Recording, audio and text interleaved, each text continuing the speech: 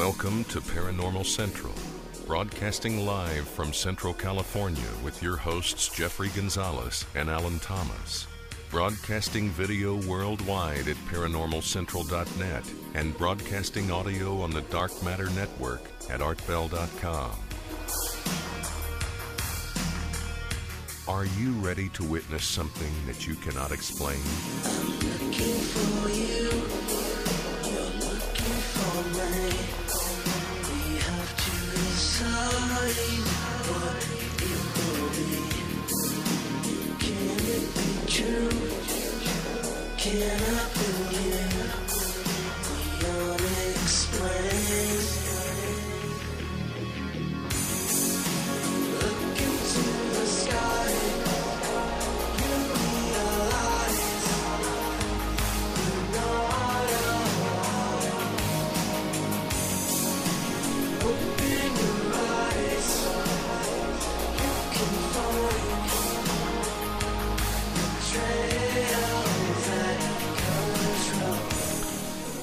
Good evening, everyone. Welcome to Paranormal Central, broadcasting live right in the middle of what we call Spook City, I guess. My name is Jeffrey Gonzalez. I am your host for Paranormal Central with my co-host to the right of me, Alan Thomas, Good evening, everyone. and manning the boards in front of us where you can't see her because she refuses to be seen is Emerald.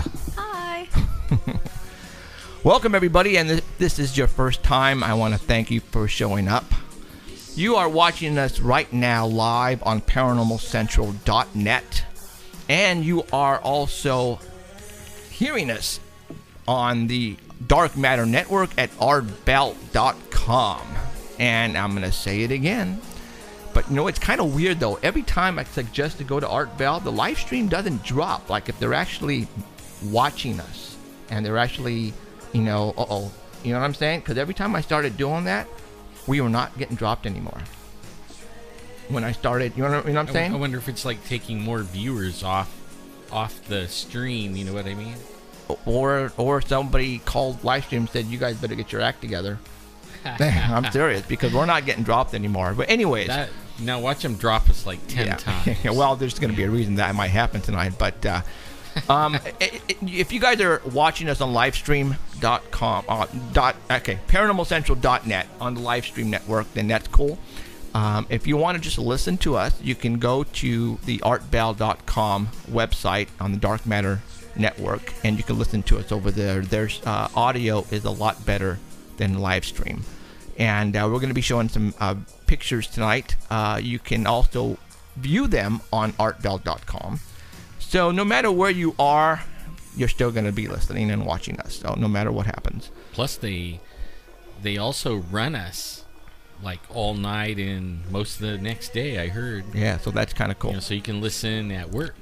And that is awesome. So welcome, everybody. For those who, if this is your first time, welcome. We are a show where we pretty much talk about everything paranormal. It's not just one subject. It's everything. So we pretty much have our hands full in a lot of the paranormal subjects out there. We are investigators. We are just not talk show host. Hello. You know, we actually get up and get our feet wet and hands dirty, and we climb mountains and climb trees and sleep in haunted houses and get chased by people in white vehicles. That's what we do. So, you know, we have firsthand experience, and that's we've been doing this for a long time.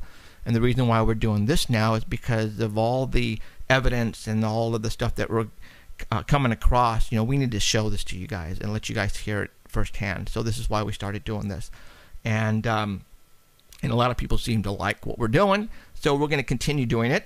And if this, again, and I know this is your first time listening or watching us, things are really happening for us in major ways, and we'll talk a little bit about that tonight as we continue with the show. So first of all, what we do is we have two reporters, one on the East Coast and one on the West Coast, that we have.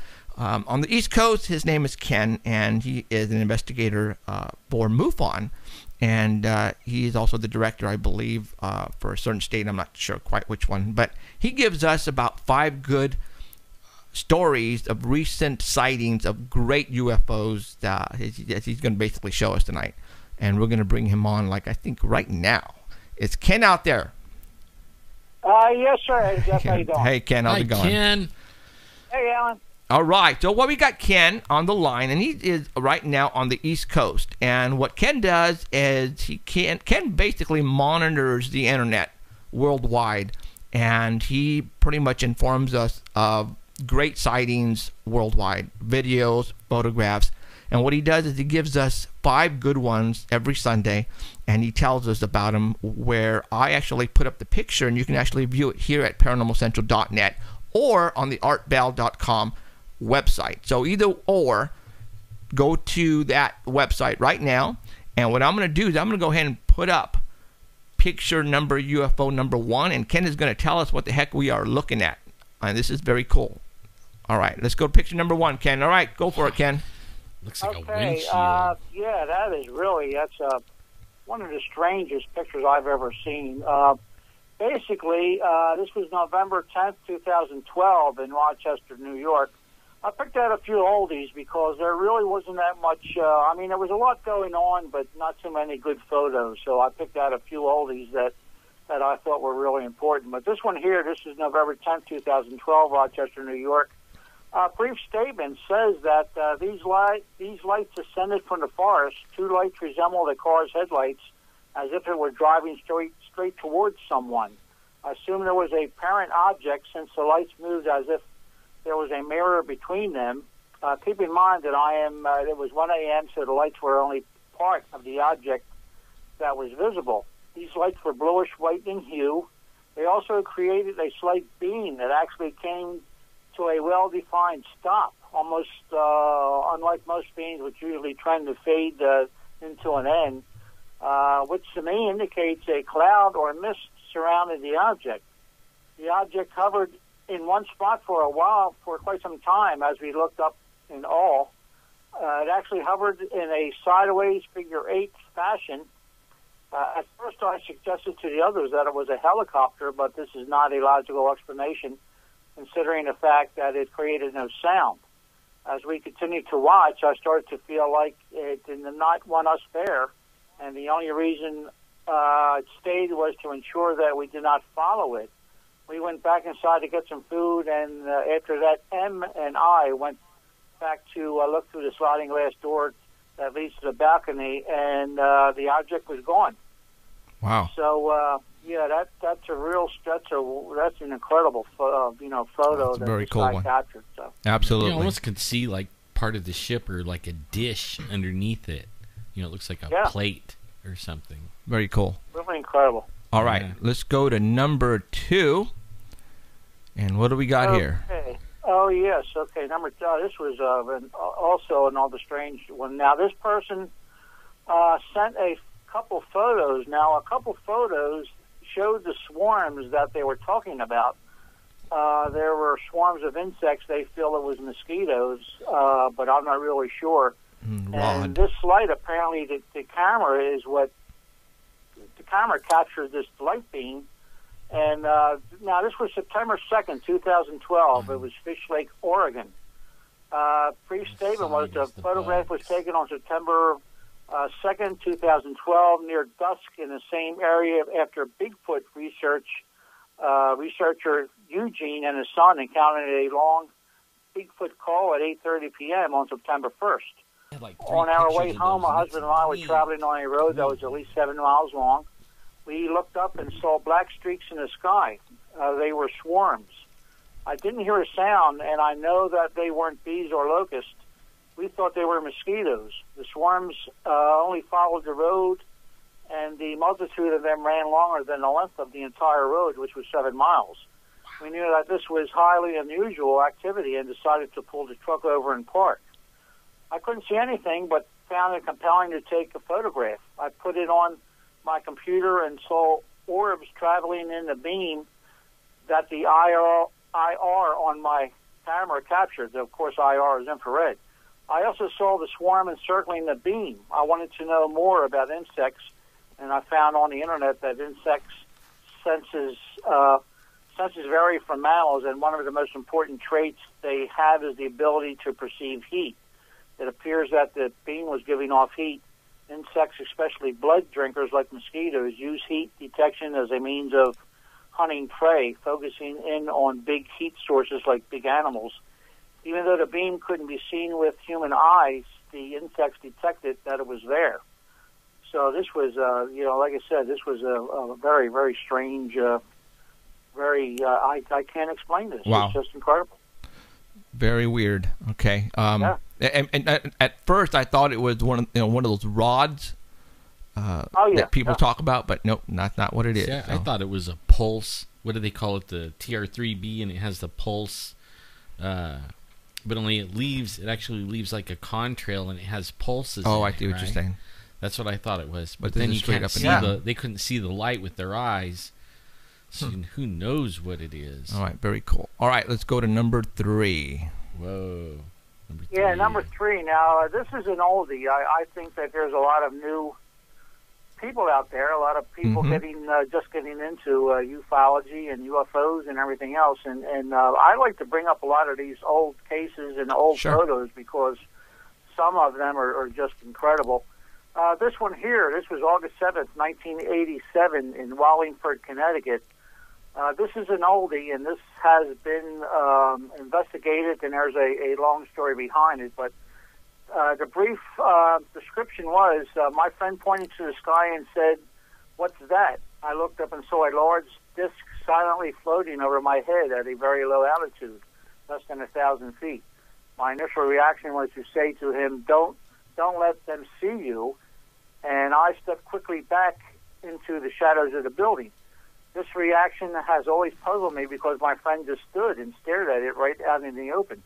We watched it pass over us very slowly, maybe 20 miles an hour. This is just a guess because once it passed, we decided to follow it. The craft was headed back towards Hampshire-Cheshire line.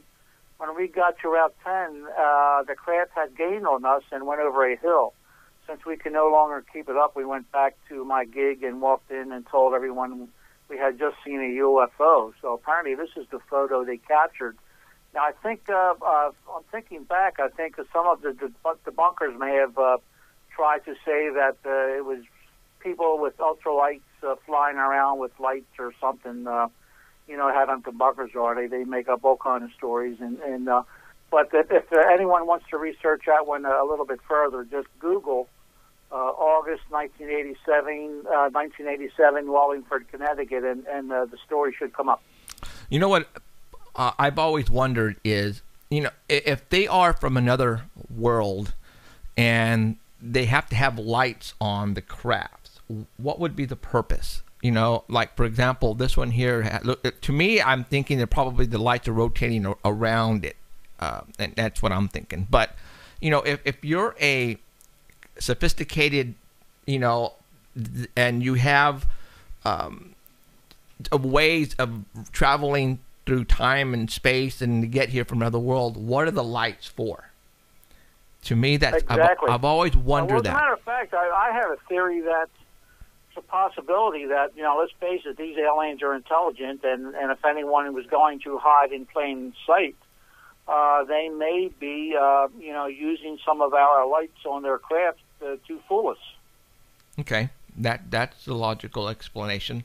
I can see that. You're like, hey, there's a UFO, and everybody goes, nah, that's a helicopter. And that's what I've always told people, that, when you're traveling and you happen to look up and you see lights, you need to really investigate it thoroughly, stop, look at the patterns. Are they, strobing? Are they solid colors? Where are they located on what side of the wings, the tail? Can you hear it? Can you hear it? Yep. So, all right, that makes sense. Okay, that's a good one. Yeah, well, the reason why I said that was, I don't know if I mentioned before, I may have, that I had a sighting around 6 months ago, basically the same thing. I was a quarter mile from my house and was rounding the curve there and looked up in the sky and saw a very large black object that was, I could see it, believe it or not, even though it was nighttime.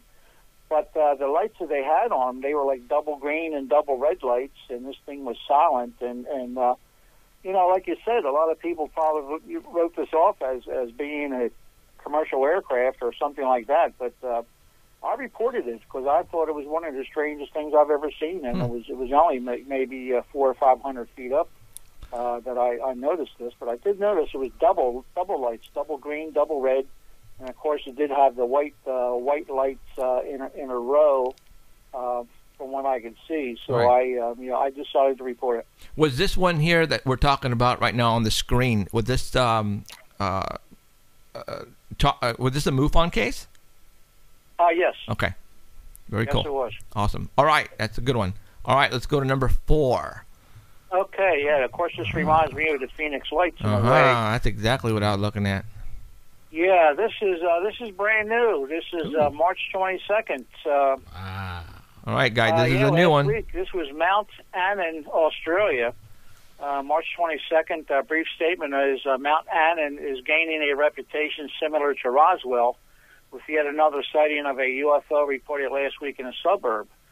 A person named Rashka Martinovich, I believe it's pronounced, a stargazer and a resident in Mount Annan, said that on March 2nd at 11:15 p.m., she and her husband were looking up at the sky to enjoy beautiful views of the stars when they noticed unusual lights hovering above them. The latest sighting is one of only of many series of UFO activities in the MacArthur region. Last December, a local business owner claimed that he spotted a strange light drift across the sky late at night. Sky watchers in Cleveland substantiated these claims, as well as in the southeast of Brisbane and across the Pacific Ocean in California. Mrs. Martinovich said her UFO experience lasted more than 2 hours. The light stayed in one place and disappeared.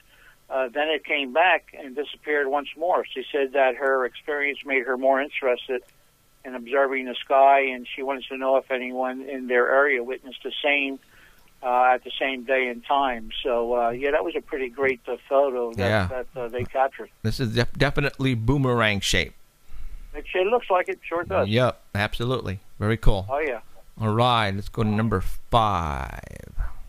Ooh. Okay, I thought this one would be up your alley there. Yeah, quite frankly, this might be, as you see, there's 2 photos. The photos are the same, but I did enlarge it. So photo 5B is the larger photo. Well, and I'm going to go to 5B. Yeah, 5B is the larger one. And I've seen this before. I've seen this many times, and it's I don't have it. kind of strange that the only time you see this thing is what seems to be a full moon out. So, I don't know if it's paranormal Can you say gargoyle? Can you say Mothman? Can you say large bat? Can you say vampire? This is cool. Exactly. Yeah. See it right there?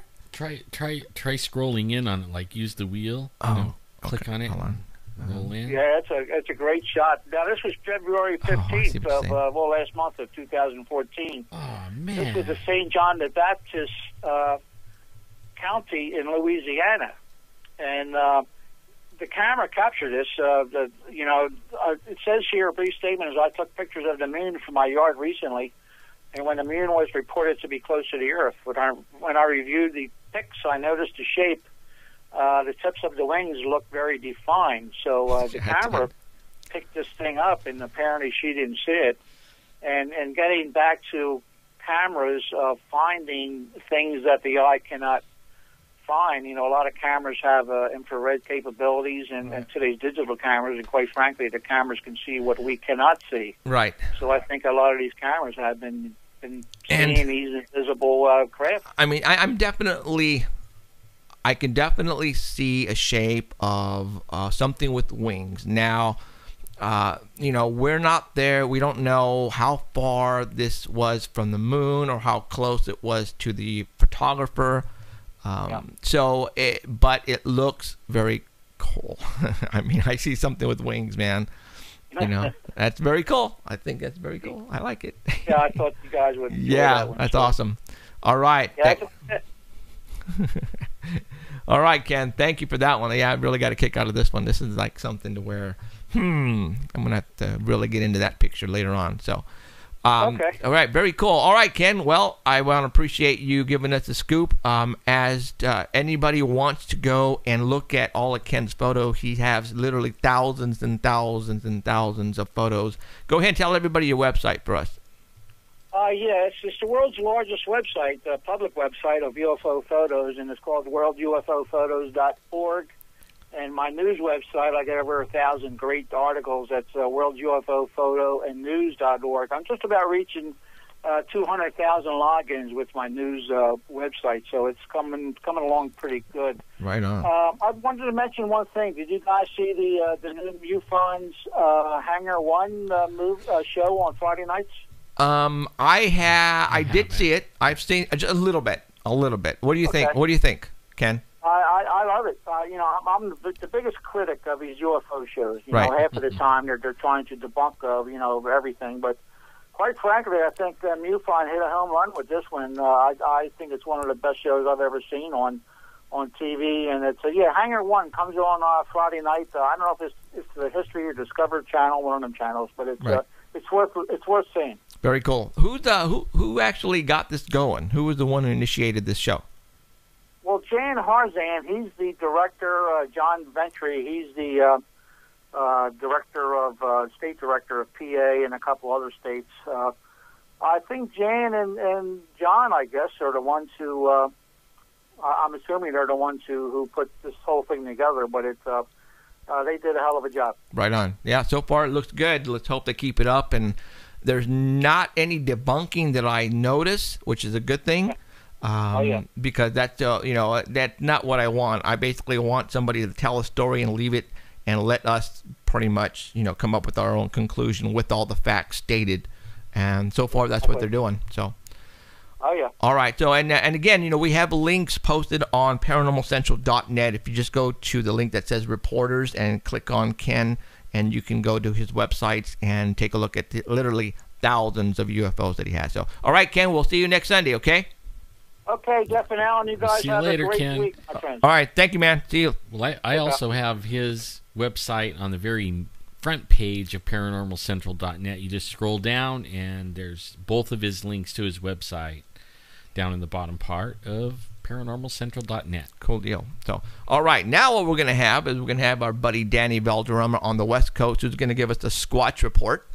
And Emerald is getting him on the line right now. So as soon as he answers the phone, he's probably taking a nap, and he better not be. Is it ringing?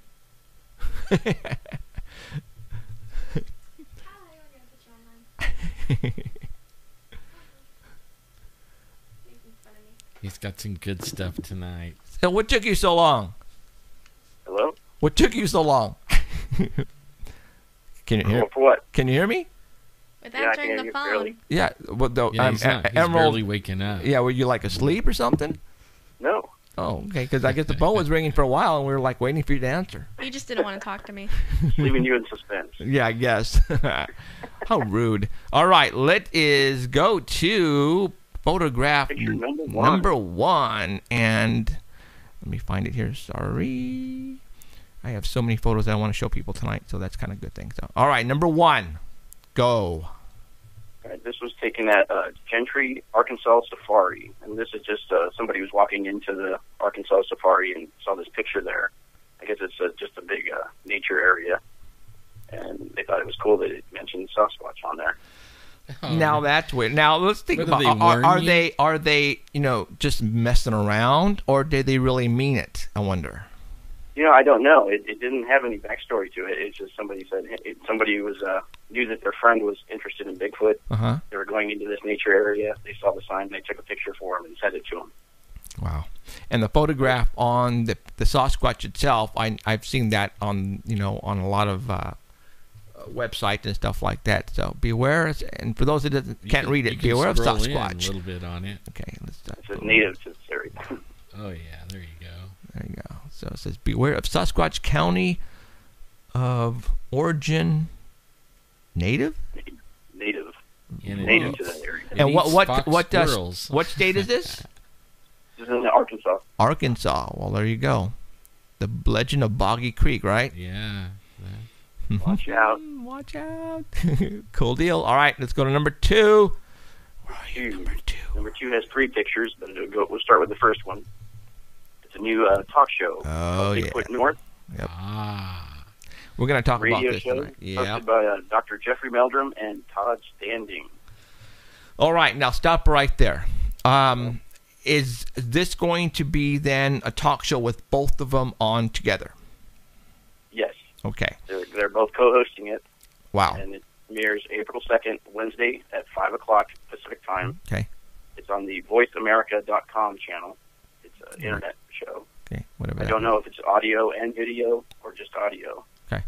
Doesn't really say. But So- they so- also have a documentary in the works under the same name, Bigfoot North. Both of So them they have the radio. together? You mean like one of them isn't like the interviewee or whatever? You know what No, I mean? it says co-hosted. It says co-hosted by Dr. Jeffrey Meldrum and Todd Standing. What? That Yeah, means and they okay. have a team put together now. That if you go to their Bigfoot.north or BigfootNorth.com website, their team is Dr. Meldrum, Standing, an animal attractor named Sonia, and Survivor Man Les Stroud. That is their team for this Okay, website. so stop right there. Dude, Les Stroud also joined their team. So, man, that's huge right there. Okay. Wow. Then, a lot of people have been basically knocking Todd Standing down for his videos and stuff. And, in a couple of them, in a couple of seconds later, I mean, we're going to be showing some of his photographs that Danny gave us. When you see these photographs in a little bit, people out there who are watching this, you're going to say that is somebody in a mask. Or that is, what are you looking at?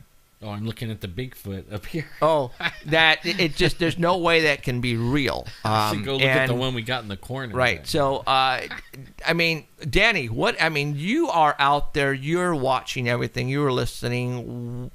A lot of people were saying that Todd Standing from the very beginning was a hoaxer, and he was just doing this for the kicks, for YouTube video, clicks.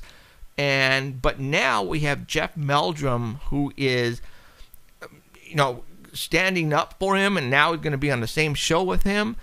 Jeff Meldrum has credibility, and so does Les Stroud. Yeah, so they must know something that we don't. That we don't.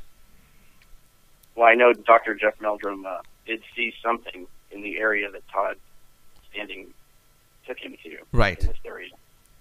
And, Matt Moneymaker from Finding Bigfoot, he does call him Todd Standing a hoaxer. Yeah. And they had him on their show, and they pretty much... They bagged him. Really? Yeah, they bagged him. And, they ran him out on a tarred and feathered him and everything, man. They hurt him. See, and he was hiding. They thought that he was hiding evidence. He wouldn't take them to the actual sighting spot. He found a place that was similar to the place that he took the video from. He just wasn't being very elusive. Wow. And he always said, the Todd Standing guy, he always said that he wasn't showing everything. Right. Yeah. But he did show some stuff that was like almost. It was so unbelievable. Everybody went fake. Right. I mean, immediately. Right. They were faking it, and I actually always thought it wasn't fake, except for the one that looked like it had like a skin on it. Mm-hmm. You know what I mean? It looks like it got an animal and skinned it and then put it over like a mask. You know what I mean? Yeah.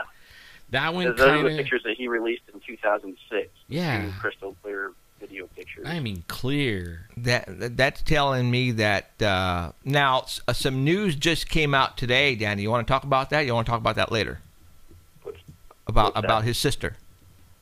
Oh yeah, that's what I did. I was researching this and I found some information about his sister. But let's show the pictures first. Okay. Let's go to the next picture. Danny, have. did you see the video? I put up a video on my Facebook page, and it shows a rock like rolling by him, and then at night, and he's like cussing up a blue streak, right? And he's scared, and then he fires up a what do you call him, a flare, and he's like waving the flare around, and some of my kids are in the room, but only they didn't know what I was looking at, and they were around the corner, and they were like doing something with their grandkids. But after they heard that, they came around the corner and they go, "Man, that guy is scared, man.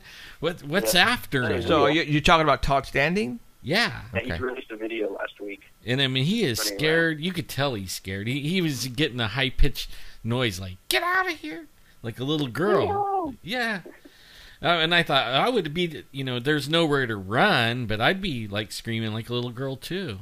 Something growl like that at me. See, now that one looked fake to me. The one you have up right now. But, okay, but we got picture number 3. Danny, go for it. Okay, so he says he's been in this area for 10 years, researching and exploring this area. He says that it's part of the Rocky Mountains. And he says the First Nations people called it Sylvanic. And Sylvania is a word that means forest. Like a Latin word, isn't it? It's Latin, no, it's not. You It's take not these Native pictures. American. You take 2 videos of them, and both pictures are videos, are pictures from the videos that he took. And they're pretty clear. Yeah. The one, it's not a full picture because there is another picture that shows the mouth, and the mouth kind of has like cuts on the side where it appears to be a mask put over something, so that it would still be able to move its mouth.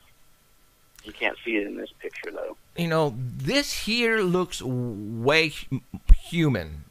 I mean, way. The face is pretty clear. Yeah, I mean, this is like Neanderthal, like caveman, nothing quite like what we're familiar with Bigfoot, with the big flat nose and the big lips. This is very human. I see hair coming off, around its face. I don't know. I mean, it almost looks Native American, but African. You know what I'm saying? Like a lost tribe. It looks like a stuffed animal. I'm with you. Like the eyes don't look right. Yeah, like teddy bear eyes. Yeah. Teddy bear eyes. That was the very first video he released, and then the next picture is the second video. And he got slammed for this, huh? Okay, so I'm gonna put up the next one. Man, the next one blinks. He corrected in the everything video. that people complained about. It looks like. See, now that one looks real to me. Okay. There is also a video of this one. Now, for those who are watching look this at the right eyes now, on that one. That's not a teddy bear right there. He's actually giving. You could actually see the life in the eyes while it's looking at you. yeah, I mean this. You know what? You guys remember the old, 1950 or 60s werewolf man? Yeah. This looked like with Chaney. what's his name? Also to but I mean that's what it looks like, a werewolf man on this particular photograph. But the Michael nose, J. Fox. the lips are not that big compared to the nose. But then again, we don't know the size of the head we're looking at. We don't know the dimensions of it. But Well, on the video, that one blinks. And I mean, nothing moves. Just only the eye blinks, but you can see the hair kind of move, and it's real. You can see the bags under his eyes when he blinked it, There's almost like he did it on That's what somebody was purpose. complaining about, too, that when the creature in the video, that one blinked, the whole, right side of its head moved with it. And if you tried blinking and look in the mirror and blink, only your eyes moved. So they were thinking that maybe it was like a costume that was connected. I actually think he blinked like a wink. And me and my wife are looking at it and I go, look, he winked at you like that. And she's like, no, he didn't wink at me. I go, that was a wink. And you could see the knowing in its eyes, like it was winking. so maybe It's like, hey, cutie. so Come here, Todd. So for all those who are right now watching this and listening to it, these are the photographs that Todd Standing has taken. And Todd Standing has taken a lot more, and he's releasing them little by little by little. I'm thinking that, and for those who don't know, and I didn't see the show, Survivor Man, right? I saw the show. Okay, so Todd Standing was with the guy, what's his name? Les Stroud. Les Stroud. Okay. So I'm thinking that Jeff Meldrum and Les Stroud has actually sat down with Todd Standing, and Todd Standing has probably let them watch everything he has and probably blew them all away. Well, I know he took them to his area, and Les Stroud, like I watched the whole show all the way until the end, and there's going to be a second part to it where Les Stroud goes on his own in a very vulnerable area and stays the night, right? But he took them to these structures, like kind of like what we have in the area we're at, really old trees. I mean trees, and some of them are upside down, and they're all placed like a teepee type of thing. And they're old, and you could tell like where they were snapped. It wasn't like yesterday or a year ago. It was like 50 or 75 or 100 years ago. I mean, they're already rotting at the bottom where they bent over. Not the snow didn't do it. You know what I mean? Right. And Les Stroud was kind of going back and forth on himself, like, you know, I know what snow does, and snow doesn't do this, you know. Snow will knock down 30 or 40 of them all in, you know. They'll get heavy with snow, and then the wind will come along and bam, break them all, you know. Doesn't pick out one here and one over there and one over there. Right, you know? I see. Okay, But well, Todd Standing does have a website where you can join his club, and he'll send you links to his videos too. now another thing that was giving people the bad vibes was that isn't he charging? Yeah. It's not free. Okay, so you have to purchase a membership to actually get into his website then. Yeah. Okay. So it's like it's not free. Dyer and what was the other guy? Yeah. And that's where a lot of people are getting, you know, it's really hitting them hard on this, is because this guy is charging people. You can take it as a positive and or a negative. A negative, you right away you're thinking, okay, this guy is just in it for the money. That's it. But he's been doing this for 10 years or maybe longer. Maybe he needs money to purchase better equipment, to get better audio or visual stuff like he's been getting. And it's not cheap, you guys. You know what we do, to go up to the mountains just for a week, and it's hundreds of dollars. Yeah. Literally, and a lot more. And you know what? We'll never be able to afford a mask like that. No, and that's I'm serious. Okay, now that's serious. Okay, mask now since you're talking about the mask, what did you find out today, Danny, about Todd Standing's sister? She looks I like was that. doing research about this all day, and I found out that I think it was Craig Woolheater that was doing. I was reading some of the stuff that he had written, and I think he found that his sister Louise is a manages their video production company. Todd Standing and his sister Louise have a video production company, and she just by profession happens to be a makeup artist. Okay. Nah, she can't make that. Even with a makeup artist couldn't make that. Well, see, right there, if he would have came out, it's like, for example, when you're running for a political office, all right, you need to come up and tell everybody everything before you start running. And when I say that is that Todd Standing should have came out and said, oh, by the way, my sister has a production company. She is going to lend me her cameras. This is the stuff that I'm going to use to go and track. All of a sudden, he has these fantastic photographs and fantastic videos and these things that look incredibly real. Oh, my God, I forgot to tell you, my sister is in the film business, and she is a makeup artist. That right there is people are going to go, oh, my God, you are a hoax, a phony. Forget it. They can't even make doesn't one matter if it's that real. good in Hollywood. What's that, Danny? It doesn't matter if it's real. If they see that, Exactly. If it doesn't, to them right there, you just threw yourself under the bus by not telling us ahead of time about your sister. And all of a sudden now, with him being on with Les Stroud and Survivor Man, and then coming up, now having a show with Jeff Meldrum, people are going to go out there and they're going to find dirt on you. Yeah. They're going to find dirt. Like they've been trying to find dirt on Alan and myself, but they can't find any. Well, you know what? They found something on Todd Standing, which is really not dirt, but it's like hiding something. It's hiding something, and that should have came out at the very beginning, because now people are going to say, you know what? No, there's no. If your sister is a makeup artist and special effects, possibly in films, forget it. Okay, I don't think she. Can But- make that. Okay. Why is the Bigfoot community like that? Because of people like Rick Dyer. Yeah. Yes. See, I agree with you there. But now but you know what? After Danny, after you told me about, Todd Standing's sister, but you have Jeff Meldrum and And Les Les Stroud. Stroud now on Todd Standing's side.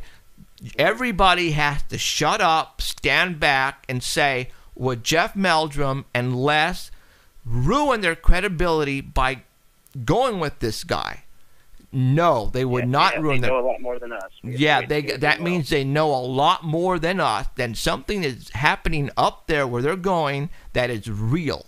Well, Danny, were you were there when we were up at Felton and we were talking to Jeffrey Meldrum, and he was even talking about the hoaxers and how it hurt. It was hurting him in with his he wanted to pursue doing the tracks and finding out real stuff about Bigfoot, but only his associates or peers were, thinking it was all a big joke, and it was actually harming his research. Right.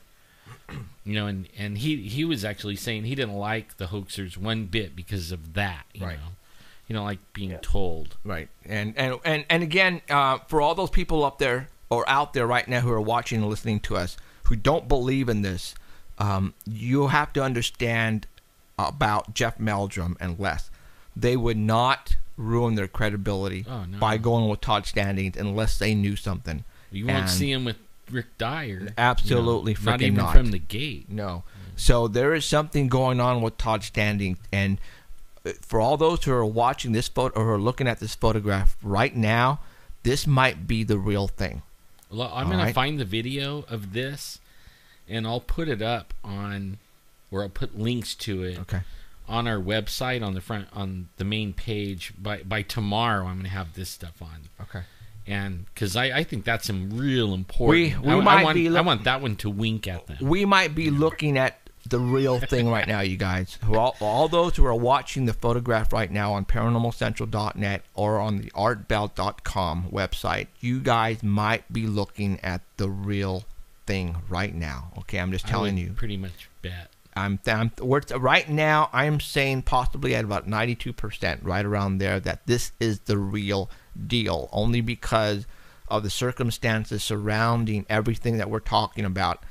If Jeff Meldrum and Les, if they would not be standing up with this guy, then all bets would have been off. But Jeff Meldrum is a reputable person in the Bigfoot business, and he would not do this if it was going to hurt him. So we might be looking at the real thing, which is awesome, guys, because this is, we're getting closer. We're getting really close for something major to happen in the Bigfoot world, I think. Well, like I always said, technology is going to catch up with that guy. Yeah, I think you're right. And we're not backing off, not by a long shot. We go up there all the time. We don't hide stuff. Right. We tell you everything. In fact, we could barely wait to get home to share what we get. Exactly. Even if it's yelling at us. Yeah. So okay, let's go to the next photograph here. What do we have? We're at number 5. It's new software is coming out. Well, it came out in 2012, but it's new software that can spot Bigfoot hoaxes and videos. What? Yeah. Okay, explain that one to me. That ties into what we were just talking about. Explain it to me. Dang, well, it's let's a video stick it on analysis technology. It was made from people at MIT made it, and it can make it easier to determine if video footage is genuine. It's known as EVM, Eulerian Video Magnification. What it does is it breaks down video image to reveal aspects that would otherwise be undetectable to the naked eye. Wow. Bigfoot researcher Matt Knapp is urging other researchers to help to prove once and for all that this is really something. It really is something lurking out there in the woods. So the reason they're using it. Go ahead. No, go ahead. I'm sorry. The reason they're going to be using it is because big people that are the Bigfooters are mostly all their evidence is anecdotal. They just have stories, right, or blurry pictures. So what we need to start doing now is, if we want scientists to get involved in this research too, we have to go use scientific standards to prove what we have out there is real. So Okay. the EVM software assists in determining and proving that the subject of a video is a living, breathing entity and not just something in a costume. Okay. It will gain information about muscle movement and motion. Ah. But when MIT made it, it was to help medical diagnosis, and then it was offered as an open source software, so anybody could use it online. But you have to learn how to use it. Oh. You can't just go out and use it, because some people have already started using it on the Patterson film, but they're not using it correctly, so they're not getting the results that we're looking for. Well, then you have to go to school to learn how to use the software then. Yeah, because there's a bunch of adjustments that you need to make for depending on what you're doing. And when MIT made this, they never thought it would be used for Bigfoot research. Wow. But What? How much does this software cost? it's free. What? MIT made it to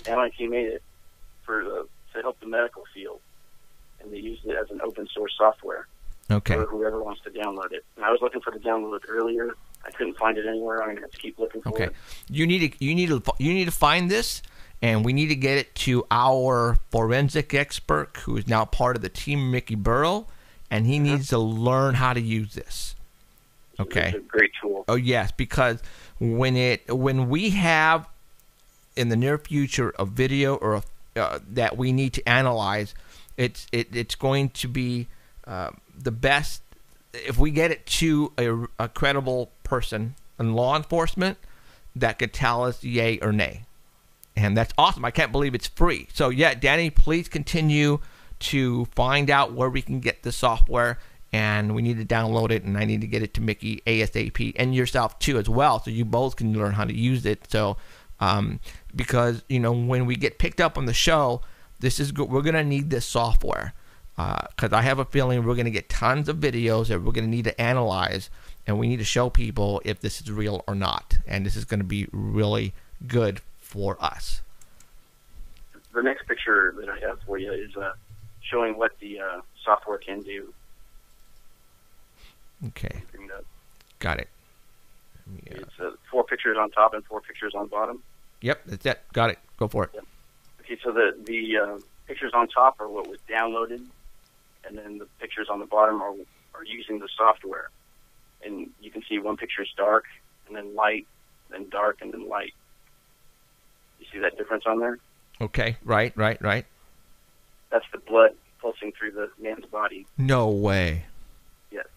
Wow. Oh. That's what the software can show. So if you go back and apply that to Todd Standing's canned Bigfoot, it would be able to show the blood. If it was a real creature, it would Holy be able to show the mackerel. blood pulsing through the body. Holy Toledo, dude.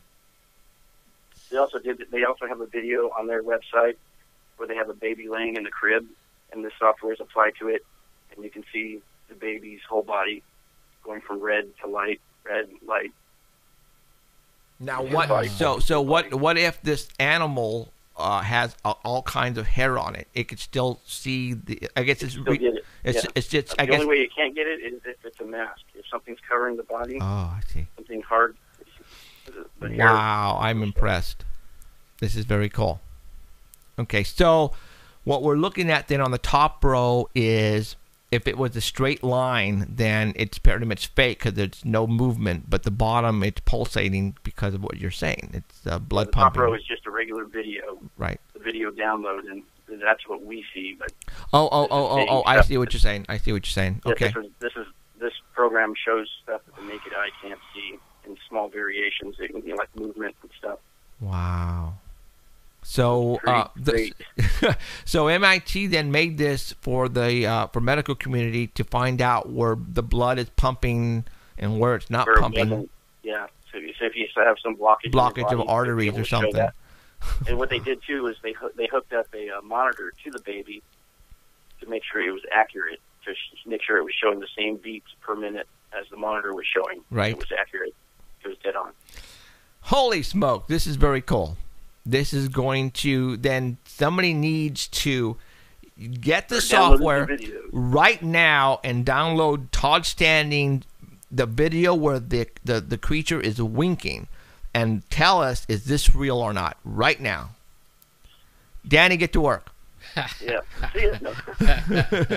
Oh my See you in a God! year, no? This is awesome. This right here is going to make it easy now for everybody to say fake, hoax, or if it's real. Oh, See, I told you technology is catching up. wow! It won't be long. Yep, and it's always you know. technology that is made for another purpose that people are modifying and using it, just like Yeah. ghost hunting equipment.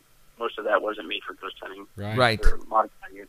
Like the thermal imager, it wasn't made to go out and catch Sasquatch No. heat signature. No, it's to find bad guys in the woods and they're, very cool. All right, Danny, you're making me excited here, man. This is cool stuff, dude. Seriously, this is really cool stuff. I can't believe it. Okay, we got the next Bigfoot.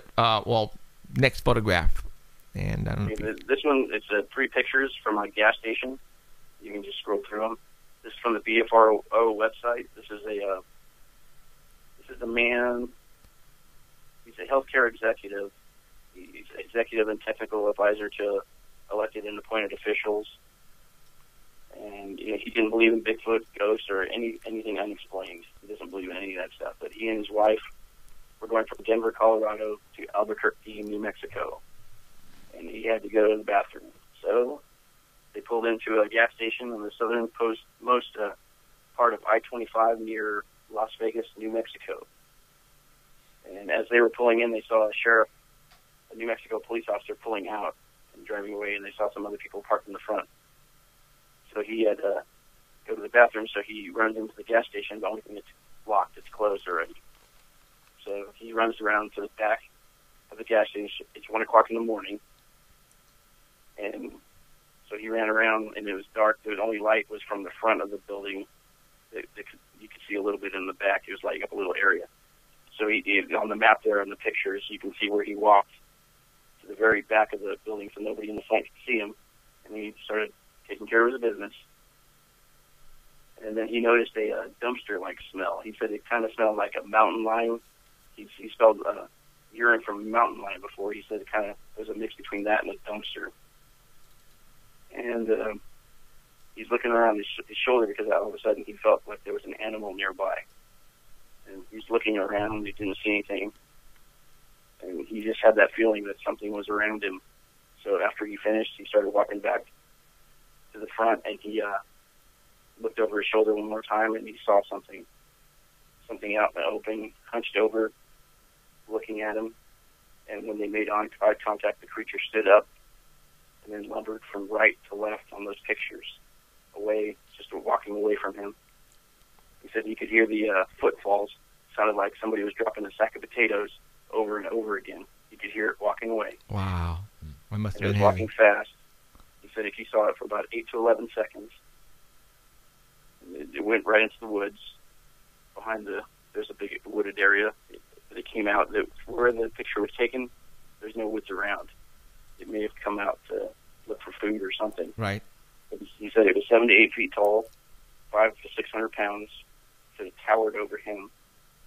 You could see the hair on the creature. It was matted like a dog's hair. The color was dark brown. And his stride was about 3 or 4 of his strides. When did this happen? This was in October 18th of 2013. Okay. Not long Fairly ago. recent. Wow. And so it seemed kind of skittish. It didn't move until it realized that he saw it, and then it got up and took off. He didn't make eye contact with it, but he could see a defined jaw and the cranial structure of it. And he was not a believer. He is now. Right. Said he didn't tell his wife about it when it happened, but he was unable to sleep for days, and he couldn't tell his wife until recently. Before he contacted BFRO, he told his wife about it. And the strange thing was that he has a concealed carry handgun license for the state of New Mexico, and he was carrying a .45 at the time, but he couldn't use it. He didn't have time to use it. He didn't think about it. He was too scared. He said he was scared stiff. He didn't want to move. Yeah, the last thing you think about is a gun. Yeah, really. Well, you know what? He thought it was a human being. Right. He thought it was a human, a homeless man possibly. Why would he take out his weapon? But I mean, when he realized it was a monster, absolutely. then he was It's standing frozen. there going, Yeah, and that's why you get people, debunkers, non-believers say, well, how come he didn't take a photograph? He had a cell phone. Well, you know what? You're scared shit-less when you're looking at a monster and you're freaking out. He did see people in the front. What? There were people in the front. He did say there were people in the front. But he didn't scream or yell or anything. He was just standing there in shock. He was frozen. Yeah, and you know what? That happens to everybody. They freeze, not believing what they're witnessing until the creature's gone, and the blood is now rushing back into the guy's veins, probably, and I bet you anything, he pissed all over himself. You know, the one that gets me is when there is video, and the guy gets his camera out, and it's all over the place, right? Right. And the people are like, can't you hold your camera still or anything like that? Is like, you know what? You have something 8 feet tall, 10 feet away from you that you could hear breathing. Right. You try and hold your camera steady, even if you even think to grab your camera. Right. Right. You don't, because you do not want to let your eyes wander someplace else for fear that you're going to miss something that will be so incredible. And that's what happens most of the times, is the person will go to look away to get his camera. He looks back up, the creature is gone. That's like everybody says that. Absolutely. So these creatures know. Only we have Danny, and he has a GoPro. And everywhere we go, the GoPro 2. Yeah, and you know what? We're going to... Crystal clear. Yeah, it's HD, man. Gotta love come it. on. So that's awesome. So, all right, that's very cool. You know what? We need to get it back up there. Yeah, we do. Yeah, and it's time. Yeah, right before the gate opens, we need to make like a little walkthrough. We need to go up there. So, like, what is it? I don't think I'm working this Saturday. And we haven't got the word yet about going to the tattoo convention. Oh, well, you know what I mean. I say go squatching, then go to a tattoo convention. Then okay, let me make sure I'm not working this Saturday, Danny. And if I'm not, are you free? Actually, I'm not. Oh, okay. My daughter's going to be in town. Oh, okay. She could go too. So, all right. She probably wouldn't go. Huh? Like, give me an 8K. All right, we'll talk about it, and we'll figure out when everybody can go. So, all right, man. Anything else? No problem. Anything else? That's it. All right, dude. That was awesome. Mountain Monsters comes back on this week. Which one? Does it with a new season? New season of Mountain Monsters, April 4th. Mountain Monsters and Mysteries? Mountain Monsters. The other one, the Bubba. Oh, you know what about that one? Yeah. The ones that always build a trap and it runs right by it, and leaves these huge traps. Basically, Duck Dynasty looking for monsters is what we're talking about. Huckleberry's my favorite. Oh, man, they're good. I'm sorry. The background doesn't say much. I'm sorry, but I can't watch that. All right, I can't. I just can't watch that. Okay, Danny. All right, man. Appreciate it, dude. Keep me up on what's going on, like you always do. Appreciate it, and don't run anybody over in your truck. Okay. I'm trying to. All right, thanks, Danny. Later, Danny. Bye. Okay. Don't run over any Bigfoots, man. And people are going, "What are you talking about?" Well, you know what? I'm going to go ahead and say it. Danny, works for UPS, and poor guy has hit two people on the freeway and ran them over. Was it twice already? Well, I think I know of one.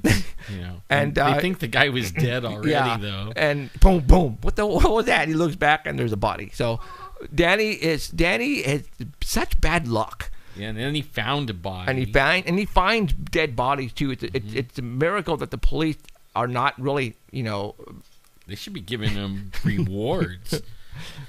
You find another one, you get $5,000. Danny keeps finding dead bodies or running over dead bodies. So far, he hasn't killed anybody, thank God. But poor Danny. That we know of. And yeah, so all right, Danny. Thanks, man. Okay, let's continue on our trek. That's already been an hour, guys. That was fun, though. That was awesome. That was a good hour. You guys who are watching us right now and are listening to us, you guys, this is new stuff that just came over the wire probably a week to 2 weeks ago. You're not going to hear about it anywhere else, only because we have the people who work for us for free. Love this stuff, and they're going to get you the best photographs, best video that no one can get. And that's why I asked you guys, please keep coming back. If you're not a friend on Facebook, I would suggest to do so. There's 3 Facebook pages that you guys need to be friends with. For one, we have the Paranormal Central, that we have a like page. Go like that. And then go be friends with Alan Thomas and myself, Jeffrey Gonzalez, because we get stuff on our Facebook wall that you will not get anywhere else. We also put on there the best stuff and the quickest. And when something happens in the paranormal world, we have it before anybody else, only because we have the connections where that we can make that happen. Like there's an earthquake in L.A., right? My mom or one of my kids or my wife will say, hey, there's an earthquake in L.A. It's like, I know, it was on my Facebook already. They're like, no, it just happened. I go, yeah, the people was in the earthquake, and they put it on my page right while it was shaking. And I seen that on yours too. And any news, I don't care what kind of news, like if it's like missing jets and missing people or anything like that, it goes right on the Facebook before it even hits the news by a long shot. And I'm not trying to make us with big heads or anything like that, but the news crews, we seem to beat Fox, CNN, all the news networks. We seem to beat them by about 5 minutes to 10 minutes most of the time.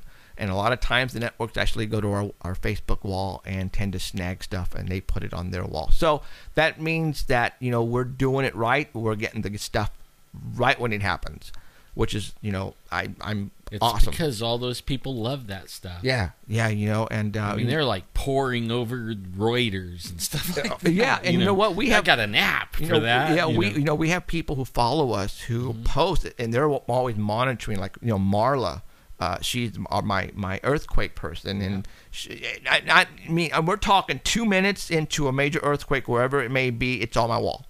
It's just there. Yeah. And she actually beats me a lot. I want to say 95% of the time she beats me, which is actually cool. She has a better app than you have. Fast finger. Then you have Liz.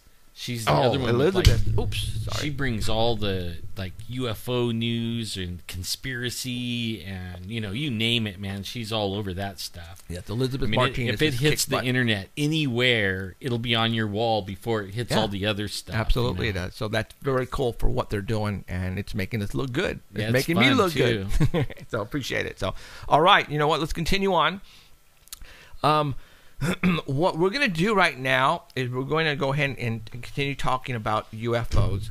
I want to show you guys some photographs. All right.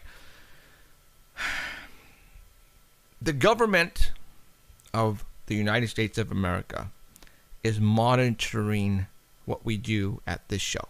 You're going to get kicked off soon. I'm going to show you guys something that is going to prove without a reasonable doubt that the government of our country is monitoring moi. And I'm going to prove it to everybody right now. Okay? Don't be surprised if we get knocked off. Keith, back at your at the headquarters at artbell.com, don't be surprised if you guys get knocked off. But this is going to be proof right here. So everybody, you ready for this? All right. Everybody remembers the Chasing UFOs episode. And you know what? I've talked about this before, but not in detail. But I'm going to talk about it now because I know now we have a larger audience with Art Bell and the Dark Matter Network. And a lot of people now seem to be listening and watching us, which is awesome. Wow, the computer's starting to smoke. No, I'm just kidding. So, all right. Everybody remembers the episode of the... it's called Dirty Secrets, which is the Chasing UFOs episode where they came down to Fresno and they filmed the whole hour here in Fresno, which was 8 days straight filming. Everybody remembers James Fox and myself in that tunnel, and we were basically snooping around, looking around. Well, a week after that episode aired on TV, I got a Facebook text message. All right, now you guys listen. This person contacted me on Facebook through messaging. All right, so in other words, when you had to go to message and message me, well, that's how this person contacted me. What I did, And he wasn't your friend. and It he just was somebody not that- my friend. Yeah. Right. But he was a friend of a Facebook follower that follows us, and I'm going to say her name, Stacy Jones. Okay. What this guy sent me over a Calm message. down, Stacy. Calm down. Okay. It's okay. Okay. What I'm going to do right now is when this conversation happened on Facebook, it was still there, but at the very bottom.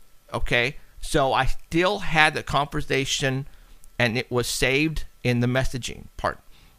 What I did is I went and looked for it. It took me a while to scroll all the way down, about a year and a half worth of messages, and I found it, and I took snapshots with my iPhone of what happened when he was, communicating with me through Facebook only. All right, now what I'm going to do right now is I am going to post up what he messaged me first. All right, here. Not adjust your TV set if it goes out. Okay, let me see if it's this one. It looks like it. Something like that. Let me see. Okay. Yeah, I think that was it. So here we go. This is the actual snapshot that I took with my iPhone, and I'm going to bring it in here so you can see it. Okay, so there it is, and I'm going to now. Is it? Let me make sure that is it. Yeah, nope. Okay, now it is. All right. I can't look. This system is That's all right. still Okay, restoring. it should be on now, and I'm gonna go ahead and I'm gonna go ahead and read it, because obviously right now this is not. I wasn't gonna do this, but or else I would have sent it to the Art Bell people. But I'm gonna go ahead and read it to the people in the Art Bell side who can't see this. I don't want my name used, but you went to the wrong entrance to the complex. And for all those, remember, we were in a tunnel, okay? There is another entrance to the complex, roughly 3/4 miles due east. I remember how sick it made me there. The nosebleeds and headaches that started after being in that area for a short time. Mind you, it was almost 20 years ago, but I still remember how I found all 3 complexes. Yes, he goes, yeah, there are 3 complexes. One is near the top of the mountain near Pine Flat Lake. There is another near Black Rock. And the last one I kind of stumbled onto it while camping in the high country near Wishon Reservoir. You can a lot of strange things from the third. I'm just reading what he sent me, okay? So it doesn't make sense here, but this is what he sent me. You can a lot of strange things from the third site plateau near Squaw Valley. I wish I had a Geiger counter back in the day, and a GPS to mark the area. This is what he sent me. Now, I know where all 3 of those are. okay. I didn't know those locations, but I know where they are.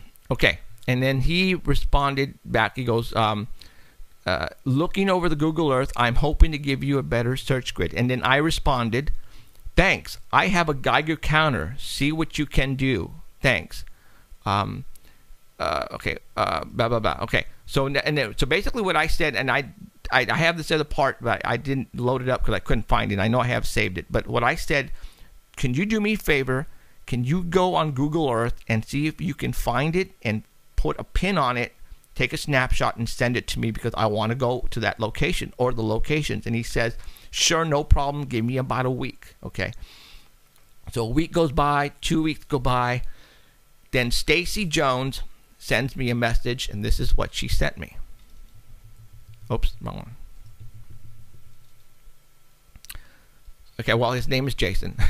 I asked Jason if he ever sent you the info on where the other entrance is, and this is what he told me. Sent him a message. Then I had a visitor. I was told to leave it alone. Very unpleasant visitor. They reminded me of something that I did and then left, but said the ball was in my court. Just going to keep my mouth shut so I can live my life. So that's the reason why he never got back to you. And I responded back, oh shit. So basically, he said 2 guys showed up on his front doorstep in suits, and they basically said, do not contact Jeffrey Gonzalez anymore. And they said, do not tell him where these other entrances are. And if you do, we have something, and it says here, that happened when, at a young, I don't know, something that he did that could get him into a lot of trouble. And they told him the ball is in your court. So basically, that's the reason why he never called me back or messaged me. Okay. This was only on Facebook, you guys. He did not call me on the phone. We didn't meet anywhere in private. This was only on Facebook. So they were looking at my post. They were looking at the people I were messaging and talking with. And they found this guy was going to give me some cool information. And they basically told him, leave it alone. So this tells you right here, right now, that they are monitoring everybody out there on Facebook, and probably us more than anyone else out there, only because of what we're doing. It goes beyond monitoring. Excuse me. The NSA or whoever it is that's doing it, they actually now have a mirror image of Facebook. Okay, I mean a mirror complete. Everything Facebook is mirrored. That means everything you've done is, they have a complete Facebook image, and they update it regularly, just like Facebook, and that way, and they're catching bad guys with it, stupid people. They go on there and they'll like rob a bank, or back into a 7-Eleven and pull out a ATM machine and drag it down the street. And then they show pictures and brag about it to their friends, and they're busting everybody like crazy now through Facebook, through the mirror image. And Mark Zuckerberg or whatever his name is that owns it, actually went to the government and said, and the president, and said, hey, I don't appreciate you guys, this is mine, you're mirroring it. And they kind of said, whatever. They're not going to do anything. Right. So everybody, you are correct. They can look at anybody's messages, anybody's Facebook account, anybody's pictures. But don't think that that's the end all. They know what you're doing with your bank card, with your checkbook. I mean, if you have a social security number, I mean, really, a cell phone, they already know everything. What I have up here right now was I had posted previous, but the last paragraph was the last thing I sent this guy Jason, and it said, hey Jason, Stacy told me what happened to you. Someone paid you a visit. I pretty much saw that one coming. Don't say anymore. Let it go. So I must be I must be getting real close then. See ya. And that was the end of that. And I didn't pursue it because this guy Jason was scared. They really scared him, and obviously he found something that needs to be kept silent and quiet, top secret. Yes, they are definitely looking at us. They're looking at us tonight. They're watching us tonight. I was not expecting this thing to go down, because if it went down, that would only prove again that it was them who knocked us off the air. Oh, it's gone. Okay. So there you go. Police officers that are friends of Alan actually have told him that they can't really associate with him anymore. Isn't that right? Yeah. Yeah, even emails. We can't do emails. We could keep each other's phone, and if you want to pursue this and find out more, you're more than welcome, and you know our number. We have a 1-800 number. You can call us and tell us about it. Right. We're still going to give you the dirt and the stuff. I mean, don't get us wrong. That's not going to scare us for doing what we're doing. But what's good about internet and radio sometimes is that you can actually talk about stuff that you can't talk about on TV. Right. And that's just the way it goes. All right. So once we get picked up for national TV, the stuff that you're going to be seeing on our show on TV, it's going to be kept really tamed, but it's going to be good stuff. Don't get me wrong. We're not going to slack off. Where you're going to get really the dirt and the good stuff, it's going to be here on radio. Yeah. Okay. So, all right. So we'll try and figure out how to keep that going. Yeah. The I mean, we're not radio. going to, I mean, once we get on TV, we're not going to stop. We're going to do radio too. And I would like to continue on with the artbell.com thing. Me And too. we need to talk with them and see how we could, if we get on TV, then things are really going to be happening for us. And I can't wait for that to happen. So now, okay.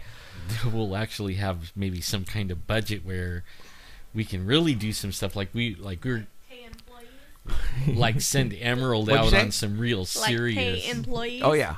There's going to be budget for all that. And, Robert Scott and you, and we'll get Danny as well. And I can't you wait to guys, so. do like real serious investigations. That's and- cool. Yeah. So, I mean, okay. we have these really cool places we could go, Yeah. and just not enough money to really put the resources there. But man, oh man, would it be so fun? Okay, what I want to do right now is I want to show you guys more stuff. And again, I apologize for not having it on for the Art Bell, but this is something that just came up right away, and I said, you know what, I'm just going to go ahead and do it. Top secret stuff? No. This is stuff that we have been getting here in Fresno that I want to show you. For example, let's talk about stuff that just happened last week. There was a video, and actually it was a photograph from the ISIS.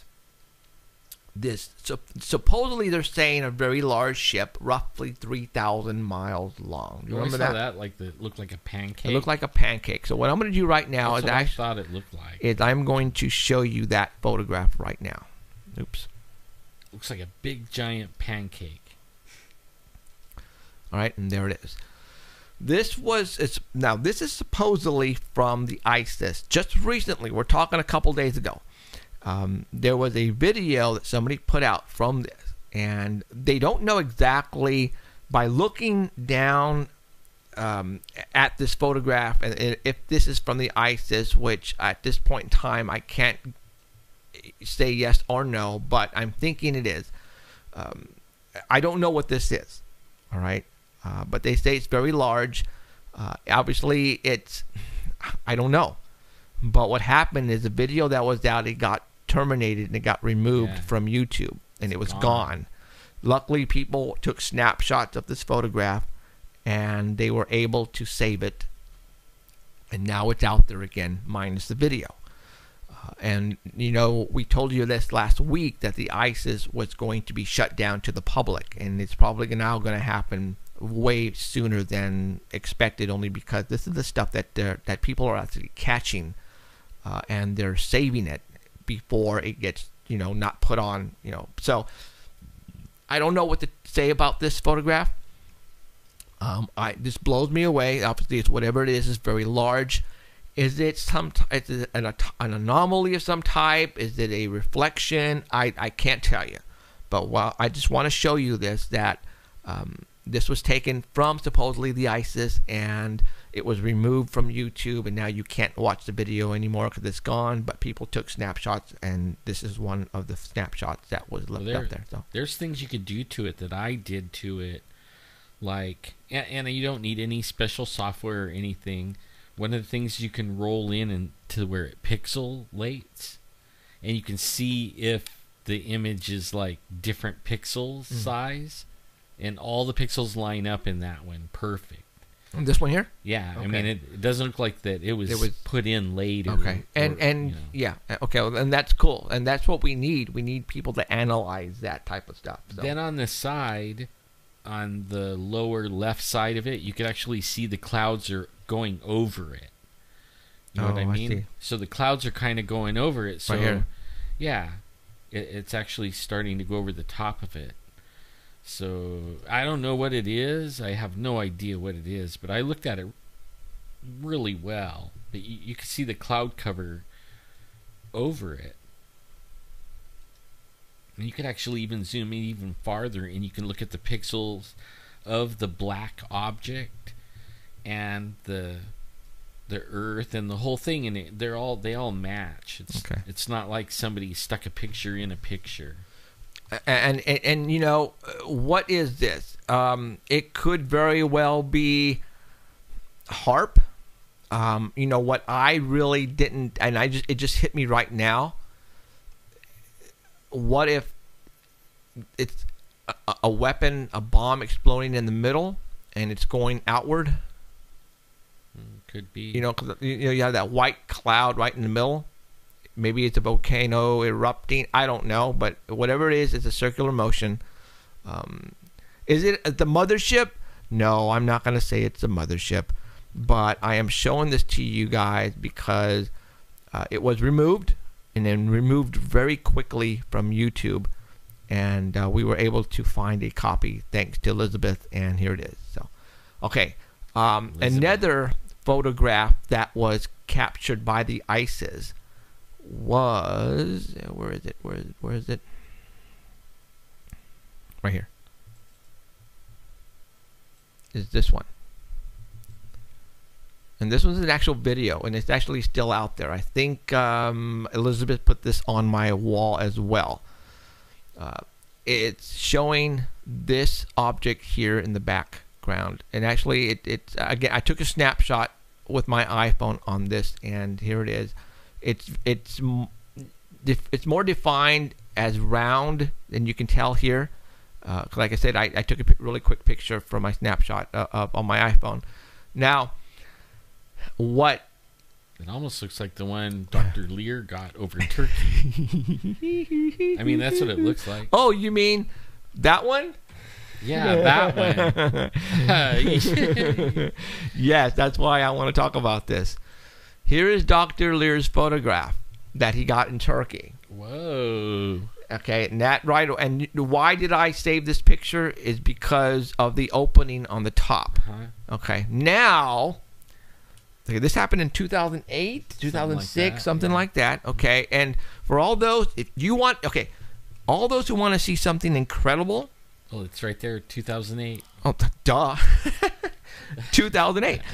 Go to Google or go to YouTube and type in UFO over Turkey. Yeah. All right? You're not going to frickin' believe this. But people on the beach in Turkey had their camera or video camera on a tripod, and I guess they were witnessing these lights in the ocean, over the ocean for several nights. What they did is they set up a camera, and these lights happened to appear again, and it's on a tripod, and they zoomed in right up to this ship. And this is, again, a snapshot. You have to go see the video. But on the top portion of this circular UFO, you can see it's bent, sort of, bent. But there is what seems to be, I see an alien with a large head with eyes on it. As a matter of fact, there's two of them in this particular craft. All right? I know you guys are going, you're smoking crack, Jeff. You guys really need to go look at this. Well, Dr. Lear, he was heard about this. Yes. He was there, okay, and he was doing something else, and they had one of those $300,000 lens. Very expensive. And they were in their hotel room on a balcony, and it came back. And then they zoomed in with this $300,000 lens with a telephoto, everything, you know. And, I mean, better than any camera that you could buy, and then that's the shot they got. After the show, not right now, after the show, Man, I it's want good. everybody to go Google UFO over Turkey and watch that video, please, and be amazed, be blown away. Now, this is the reason why I'm glad you caught that, because that's why I took a snapshot. Now, a couple of years ago, a guy in Visalia, California, which is just south of Fresno, about 30 miles, maybe 25 miles. Oh, I remember this one. This one, he took a photograph. He said he saw something up in the sky, and he took a photograph. And it almost looks just like this. All right, I'm going to show you. I'm going to show you. I am going to show you the picture. Ah, there it is. That's it. Okay. Here is a photograph that this guy took from Visalia, California. Wow. If this doesn't tell you, this is damn close. Now, I wonder if that's, like every once in a while they open up the top and they're sitting there looking at people or something. Okay, this was taken. He sent me the pictures. He took two photographs, and I think they were all from a cell phone, guys. So this thing was awfully close. And he sent me two pictures, one at a far distance and another one at a close-up. And this is what he sent me. After he sent me this photograph, I went, oh my God, UFO over Turkey, over the ocean. and that's why I just want to bring this to everybody's attention that That's amazing. that a lot of times you will come across I think a UFO. You could probably scroll in. You know, do the little wheels scroll. Look, you can see the eyes right there, sort of kind Yeah. of. I'm going to bring it. Just a Be little, tripping everybody out now. okay. That's heads Okay. inside of you a guys, ship. do you guys see this? I'm not making this up, you guys. I would never do this. You guys know me. I'm not pulling your chain. This has been out since 2008. This is like well documented. Everybody knows. If you're in the UFO business, you know about the sighting over Turkey. For those who just don't follow like we do, this is going to blow you the frickin' away. Go You watch can even the video. see the head. You can move. see the heads You and can the see eyes. head moving. Yeah. Yeah, you can in see the the video. in the actual video. Again, UFO over Turkey. I suggest to go and watch this video after the show. Dr. Lear passed here just Yeah. like what, a week and a half ago. But I mean, that's just okay.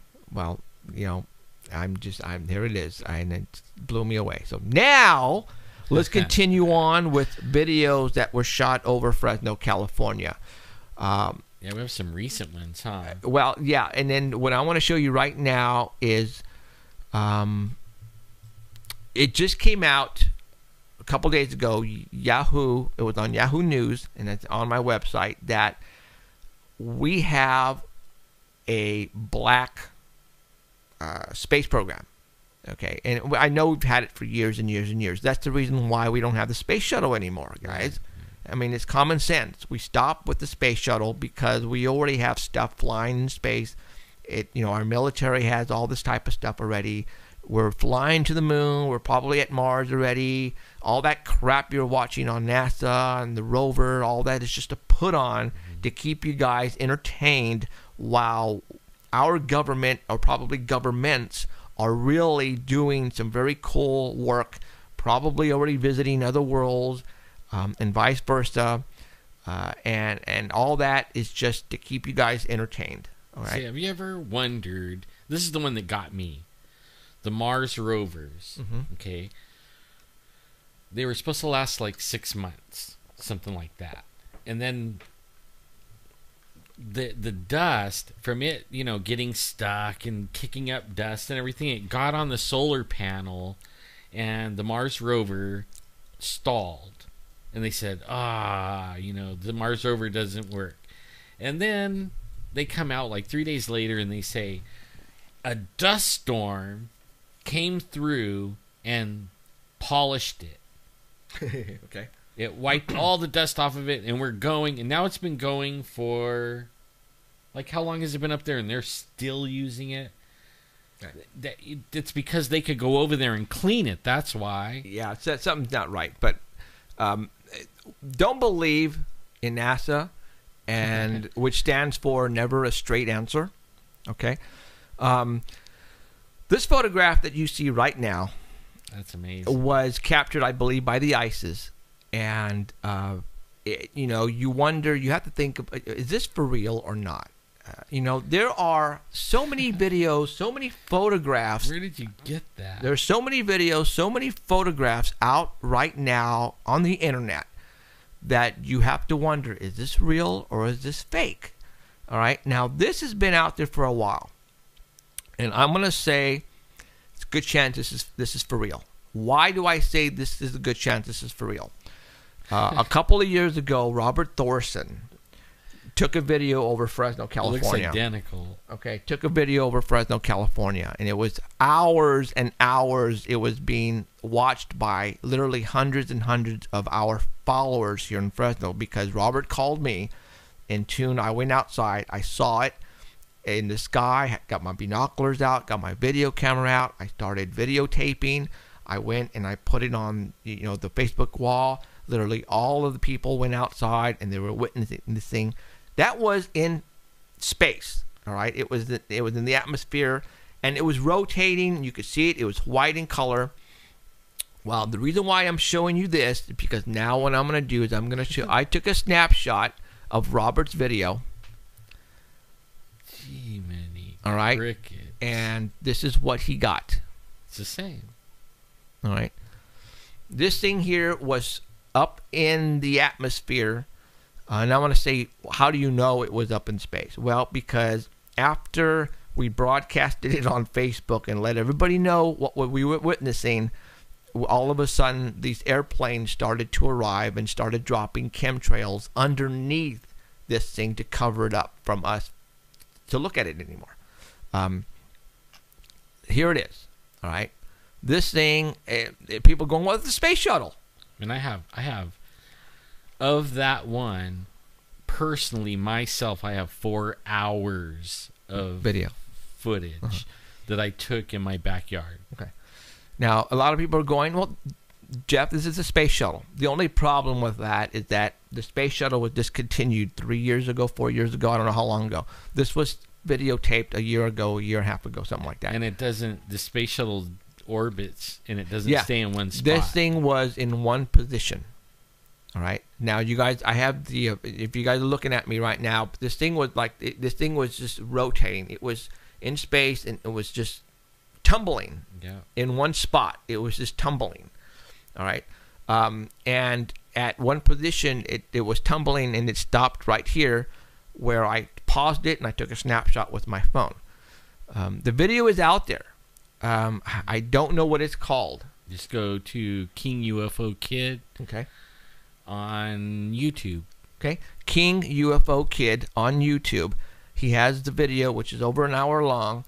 And, I'm still going to say that Robert is a genius when it comes to taking video. This guy has been doing it for a long time. This guy knows how to use a video camera during the day and during the night. The guy is a freaking genius on a video camera. All right? And particular video camera. Yeah. If you give him another one, he can't do it. No, but the guy that one he can use. He can literally be running down the street and holding the video camera and adjusting zoom, contrast, everything with his freaking thumb. Yeah. The guy is, we've had problems with him in the past, but still, I'm still gonna say the guy has taken some great stuff in the past. All right, this is one of them. So what I'm showing you. He had some really good stuff, just like day before yesterday. Or you know what? I think it was the same craft. Oh, okay. I didn't get a chance to look at it. He just posted it. It looked exactly like this. Wow. It looked so it was basically over us once again. All right. So that was 3 pictures. Like, okay, ISS got it. Then Robert gets it 2 years ago, and then he gets it again yesterday. Yep. Same. Yep. thing. Yep. So.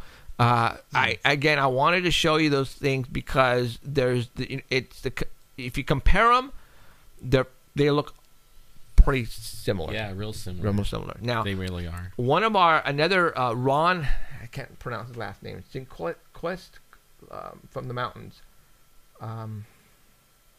His name is Ron. He took a video, and he took a video of this, and he got this thing flying over Fresno. He lives in the mountains. Oh, yeah. Okay. I can't say his last name either. Yeah, it's ISTLIST at the very end. I can't say it. Anyways. Something like Slinkwist or something like that. Yeah, right. And he got this. All right.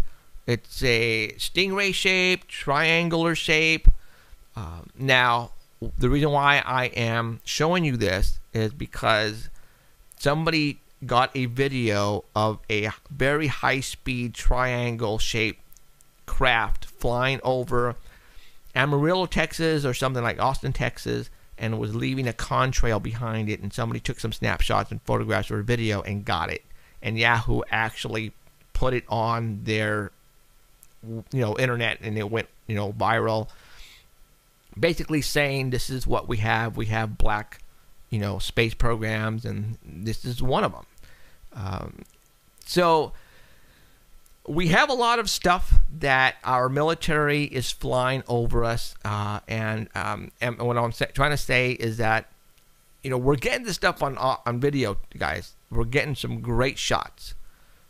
Now, my next question is, where are we getting the technology for this?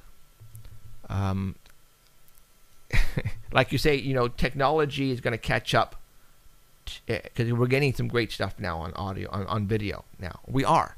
A lot of people are outside watching the skies, man. And when you do that, you're going to get some good stuff. You know how fast.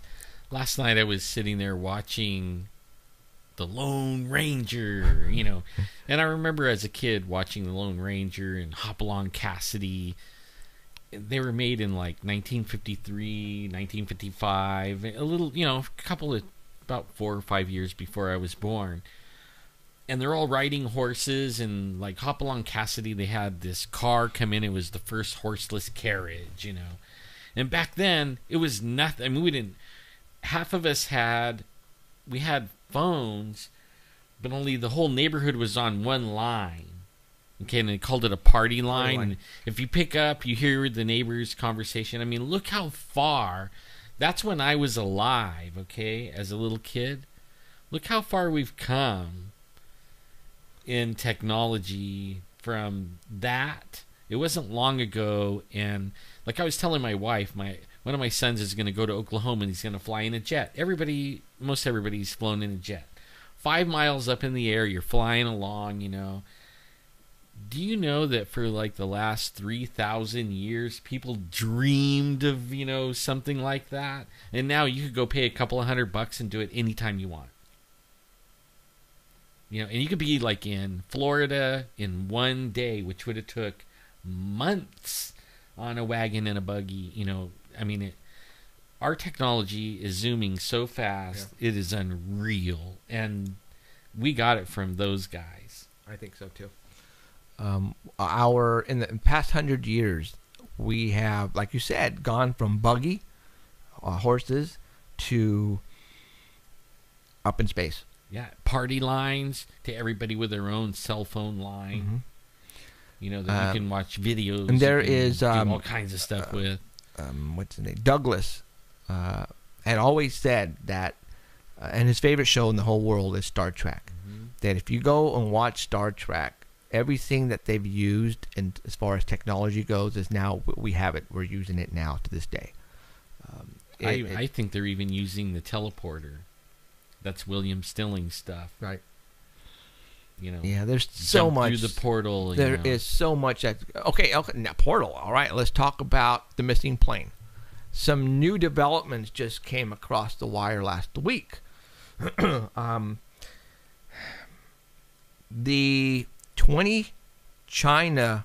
Was it 20? 25 or 30 or 20? Yeah. Okay. Okay. They were Chinese. Okay, I'm trying to remember now. There was a lot of, I think 20 people from a company out of Texas that they were working for. And they had just invented a semiconductor. Yeah. And 4 of those people on the plane were responsible for the invention of this particular semiconductor. What it did, what it does, I cannot tell you. But it was processors. It was the same processor that was in the crop. Okay. That means it could have 500 CPUs in one processor. In the computer we use, we have 4. Okay, now this one would be able to be used in your cell phone and have 500 processors in your cell phone. That's how amazing that is, and that's the next step. leap in technology. Okay? Now, did you guys know that, and this is all documented, I believe this is for real, that the 4 of the people that were on that plane were part of that discovery of that semiconductor. They had filed a patent for it. There's 5 people. 5 people total. 4 people were on that plane. The other person was the owner of the company, which now we have found out that is part of the Rothschilds? He's the Rothschilds. Rothschild. And he owns the whole patent. Okay. Now, what happened is 2 days after the plane disappeared, the patent went through. Now, since the 4 people who are on that plane has disappeared, the patent automatically now belongs to the owner of the company, which is part of the Rothschilds empire. Okay. Now, did you also know, and I believe, again, Elizabeth Martinez got this for us, that that particular semiconductor has something to do with the semiconductor chip that was in that crop circle that occurred on the Bay Area this past year. Yeah. So, NVIDIA, it's pronounced? NVIDIA. Freeholder or something like that. Somehow, some way, this is all interconnected together, and I don't know yet how. We had a show specifically about this crop circle and the actual chip semiconductor that was involved in the crop circle. And we were thinking that I still think that it was not made by humans. I believe that it was put there by somebody else to give us a hint, to give us some information about what was going down, what was coming in the near future. And all of a sudden, this patent appears and this disaster occurs on the airplane where you cannot find the airplane now. So I think somehow this is all interconnected somehow. I haven't figured out how yet. But hopefully people out there who monitor this station and our show and who are willing to get out there and do some research, go for it. Find out how this is all, somehow correlated together. Because I know it is. I think there is technology in this particular semiconductor that is going to change the face of the world, and I don't know how. And I do. It's 500 processors. Okay, well, like your cell phone, the most that your cell phone is a dual core processor. Okay. And now you'll be able to have 500. All right. Well, okay. Processors. Well, let's talk about that because I'm not a technology person. All right, I'm not. I'm into electronics, but when it comes to computers and stuff like that, processors, I can't build a computer like you can and you can work on them. I can't. 500 processors. So we're talking fast, for one thing. Okay, we're talking extremely fast. Now let's continue on. Okay, what can 500 processors do? Not sure it's fast, but what else are we talking? Like video graphics. They back in NVIDIA, one of the people that's involved in this thing, they put processors on their graphics card. Okay, so now they can make HD, 3D, and it used to be that your graphics card would use your processor on your motherboard, and you would just plug your graphics card in. Well, now all graphics cards have their own processors on it and memory.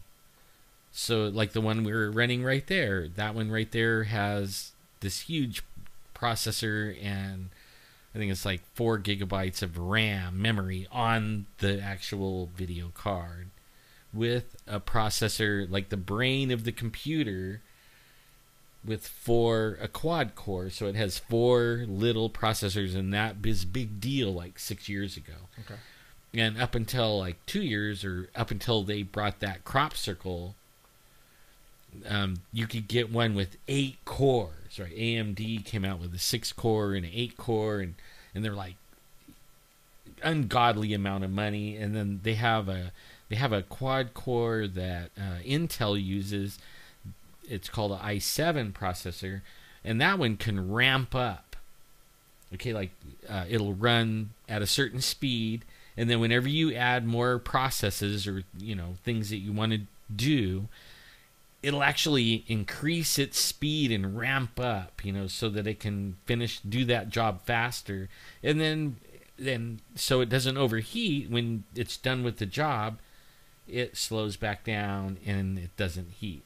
Now think of a processor that is small enough to go in a cell phone. It's that little, like real little. And you can have 500 of those little brains in it. And with the capability of ramping up and down. You know, and what the real thing is, like, if it only needs 10 of them, it'll use 10. If it needs 50 of them, it'll use 50. If it needs 500 of them all at one time, it'll do it, but it'll do it so fast. It'll be like, wham, you know what I mean? I mean, like, So it's going to be, I almost can't even imagine. So it's the power that's going to have is unlimited. I mean, they're going to have, compared to what we have. So Can you imagine, like, not just using it in cell phones, but in drones and smart weapons? Does anybody, you know, I mean, this is serious stuff. You know what we're talking about here is the film Terminator 2: Rise of the Machines. There you go. It could be that. Okay. You remember when they found the chip? Basically, it was part of Arnold's, arm, and they found the processors, and they were able to use those processors and go where no one has ever gone before. And then with all those processors is how the machines pretty much turned against the human race. Like iRobot. Okay. Have you seen that one where the one robot was like a human? Will Smith, right? Yeah. Yeah. Oh, man. Okay, so these processors, the semiconductor, it's more likely going to be used in robotics, I'm thinking. And so that's where we're going. Now, the question is, where are they going? How are they getting this stuff?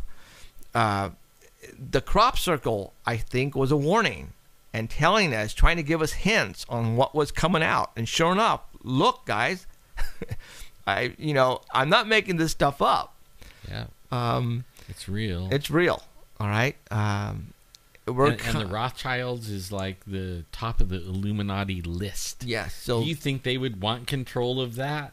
So and get everybody out of the way and be the only ones controlling that? You bet. And guess what happened? They succeeded with eliminating the partners in the patent in that particular semiconductor. They are gone. Will we ever find that plane right now? No, I don't think so. My theory is that we're going to find bits and pieces of it, but it's going to be put there by the higher ups. And what was that? So I have no idea. Okay, that was weird. So anyways, it was our processor. We are in the near future, guys. I mean, we are going to be alive for those people who I don't know if this is a good thing or a bad thing, but our lives are going to change in the next 5 years dramatically. Mm-hmm. I don't know how, but I guarantee you in the next 5 years, our lives are going to change in ways that you've probably seen in movies and said there's no way that can happen. Well, it's going to happen. Maybe I always wonder, like, even think back right now, like 6 years ago or 7 or 8 years ago. Mm-hmm. Think about it. The internet was barely waking up. You know what I mean? You had to dial up, and it would come on and go. Doo, doo, doo, doo, doo, doo. You remember that? Yeah. The cell phones, hardly anybody had them. Huge, remember them? Yep. I mean, it's really way different now, and attitudes are different. I mean, you go out in the world right now, and people are driving like a maniac, and I mean, oh man, there's some mean our people. Lives. It is going to be exciting and scary at the same time. Yeah, it's going to be both. I agree. So you guys are all in for a weird, major, scary ride in the next. I don't know how old you are. If you are our age, we are. I believe I still have half of my life ahead of me. Oh yeah. And I think that our lives are going to be changed dramatically. It's going to get just, I'm excited and I'm scared at the same time. But what can you do? You just got to ride the wave. That's the only thing you can do. Be smart, be safe, and know when not to have you say noticed, yes. How the conspiracy theories are getting really crazy? Very crazy. I mean, there used to be some, and mostly everybody was kicking Obama, around. But now, ever since Ukraine thing, oh man, it's the end of the world, World War III, this, that, I mean, oh my God, it is. Sometimes I got to be deleting that stuff off my timeline because of how much stuff, comes through that it's really garbage, really. Right. But then you don't even know. Maybe it's not. Maybe it's not. There's we here at Paranormal Central, we think that we have a lot of people who watch us because we're not whacked out yet. We try to give you guys stuff that we think it's the real deal, and a lot of stuff we get, and I mean a lot, that we can't even show you because it is so far out there that if I was to put something like that on my wall, it would probably discredit me, and you guys would probably think you are so out there, I am not going to even bother to watch your show anymore. You're out of your freaking mind. So there's stuff that we have to be careful. Unless I have proof positive that what I have, and I need to show you, I can't show it to you unless I have proof positive. And a lot of the stuff that we get, there's no way we can even find out if it's true or not. There's just no way. There's no way. So we can't show it to you. And I'm sorry for that. But what? A lot of stuff, though, that gets put on my Facebook wall, I tend to leave a lot of the stuff on there. And since it's not from me personally, then and if I think, there's a good possibility that's true, I'm going to leave it on there, and I'm going to let you guys make your own decisions on it. Yeah, I do the same thing. Okay, because I can't take it I can't put it on there myself because that's going to, make me look bad, and I can't do it. So, so there you go. We showed you guys a lot of stuff tonight. See, like that processor. Just think, Bigfoot ain't got a chance. I mean, I'm serious, man. With that program that Danny brought out. Oh yeah. Can you imagine that with a 500 processor? Man, I mean, you'd be able to see the capillaries, down to the. It's going to be ridiculous. I mean, the cameras are going to be really little, but only taking like huge video. I mean, it's endless of what that could be like. Wow. And your job might even get like easier, even. Yeah, true. What? If you have one, it might even take you out. You guys know the show Contact, obviously, with Jodie Foster. What that processor reminds me of, when Jodie is about to get placed in that. What the heck? I put King Thor's video on your page. Okay, Danny Valderrama went and found King Thor's, that video that I took the snapshot from of the white craft. Well, he just put the video on my Facebook wall, so you guys can go and watch it after the show, which is in a couple minutes. So go to Jeffrey Gonzalez, Sanger Paranormal Society. The video is on there. You can go and watch what Robert Thorson videotaped over Fresno for about 6 hours. It was up in the sky.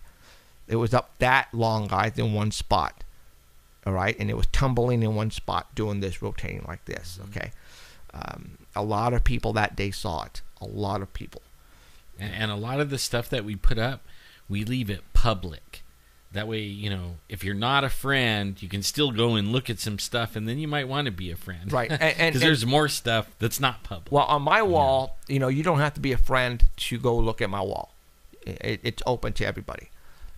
Because I just Same here. I'm not I'm Unless here. it's my family stuff. I'm here to let you guys see everything. All right, because the media is not going to show you this stuff, not even close. And a lot of the other shows don't do what we do. So there you go.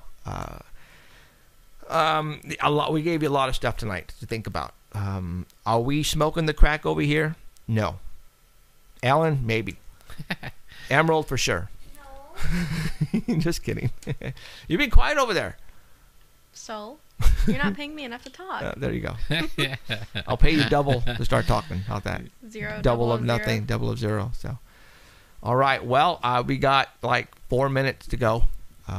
Emerald's going to give me the countdown here pretty soon. So, She busts out her whiteboard. Yeah, pretty much cusses out and show us. So, yeah. So let's talk about what we have in store. That we got the video. We have a video was given to us, a very rough cut of one of the episodes that we shot on March the 9th. It happened to be the video with James Fox. And it was, again, it was just spliced together really quick. It blew us away. We are so blown away right now. I don't know what I don't know. So we are blown away. This video or these 3 episodes are going to take us to the next level. No doubt about it. All right, you guys, I'm telling you that right now. I was shocked. It is something that I would have never thought that we could pull off on the minimal budget that we had. We pulled it off, and we blew a lot of people away, and it shows it on video. I mean, it does, guys.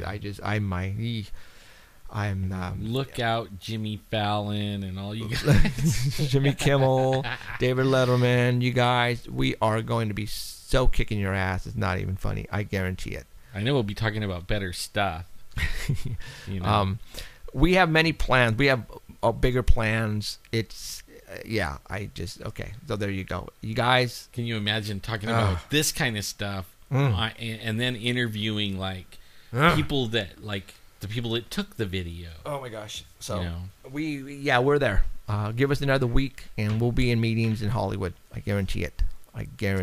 So, all right. Music. Okay, guys, that's it. I appreciate you guys showing up. Thank you very much. We'll be here next Sunday, same time. All right, you guys? Keep your eyes to the skies. And remember, if you see anything crazy, please give me a call. Really appreciate it, all right? Peace out. Thank you, guys. Thank you, Alan and Emerald. Say goodnight, Emerald. You have been listening to Paranormal Central with Jeffrey Gonzalez and Alan Thomas, broadcasting worldwide at paranormalcentral.net and on artbell.com. Stay tuned for next time. Remember to keep your eyes to the skies. And we hope you witness something you cannot explain. Looking for you, you're looking for me. We have to decide what it will be. Can it be true? Can I be